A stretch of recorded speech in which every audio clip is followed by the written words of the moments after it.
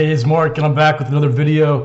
I'm going to talk about a couple things in this video. First thing is about my deep value stock Substack, where I've been posting my favorite deep value stocks for over a year now. I originally started posting about deep value stocks back in 2007, and it's been a long time since I got into them regularly, so I started getting back into that about a year ago.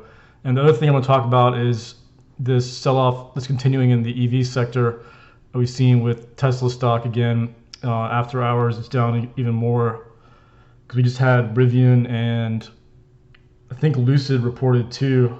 We just had there's a lot of earnings reports this week, so looks like the RIVN earnings is bringing it down too. But all these stocks are pretty much down, so I'll talk about these first since this it's kind of happening right now.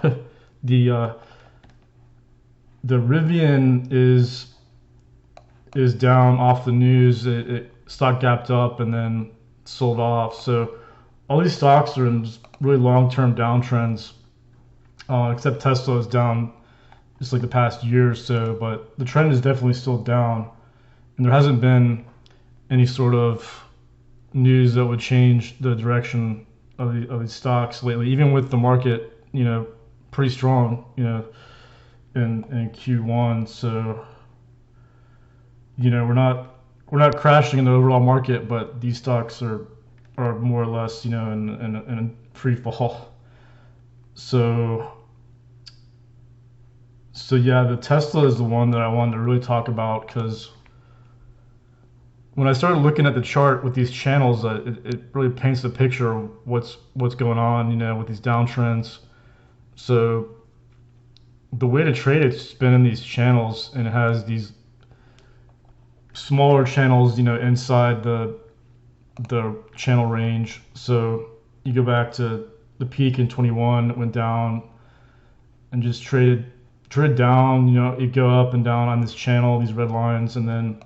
But the best one's been the past year. It's been really respecting these channel levels, give or take, a little bit. Like, they're never perfect, but the downtrend is consistent, and those are the levels that I've been going off of for setups. And I've traded some puts the past few months in it pretty well, and I actually took off my puts the last time right before earnings because I didn't want to take the risk going into earnings. But that was a good timing because the stock did go up off the earnings, and a lot of sort of grandiose claims from Elon Musk about what the future of their business is going to be.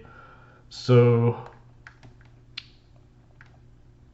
what we did was we hit that resistance again off the earnings, off that last move up. We had to move up and then roughly hit that level again, that red line.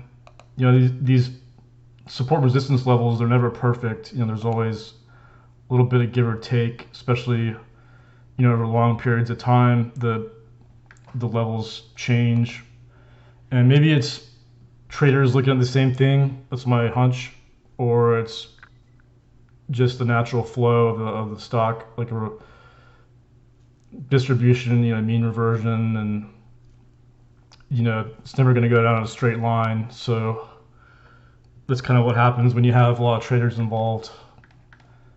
So the level I'm looking at is this red line here. So I'll make it blue so we can see it, and it's this blue line here, and that's a big level going back to March, and it's hit off of that level every time until this last earnings report, where it almost looked like the stock squeezed. I mean, it kind of acted like it was a squeeze, but it was just a huge bear trap and a pivot.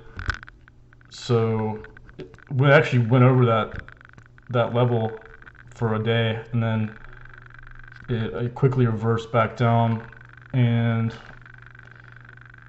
I was watching it the past couple of days. We did a retest right there. It tried to hold that level again. So I thought it was going to go into a bull flag because it looked it looks pretty flaggy. It looks like a bull flag based on the volume. So the volume's down each day after day, down, down, down. So it did that on that flag, which was looking like a flag.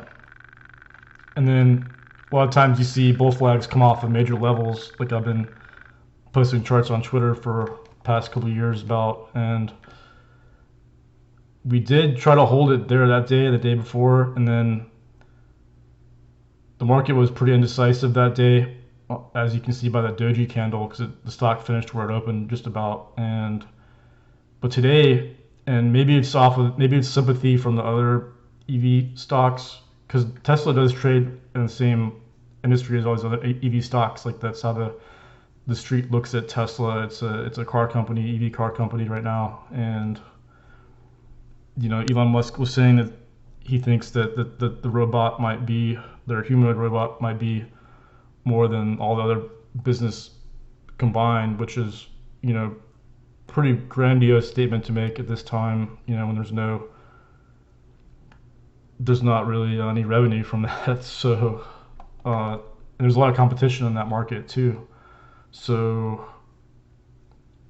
what, this level here, we broke it, and then we're red off of it. So that level failed. So it's basically a failed signal on the bull flag. And that looks like a bull trap again. Like it's just trapping in this level here.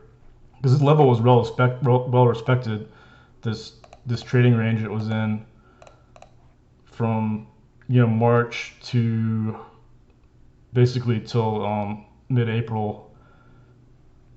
It held resistance and it held support many times in these blue lines here as trading range, and we're back inside this range again. So the fact that it's in here, to me means that like the algos are less likely to buy, and there's just no momentum in the trading of it. So I think that's a bull trap right at the moment, and we're also near the resistance level of the major long-term down channel, which is the big resistance level since July last year. So I think we're going down here. I think it's going to go down, probably test 160 again. At least that'd be like a first target, is the 160 area where it held in the past in March here, and then a little bit in April.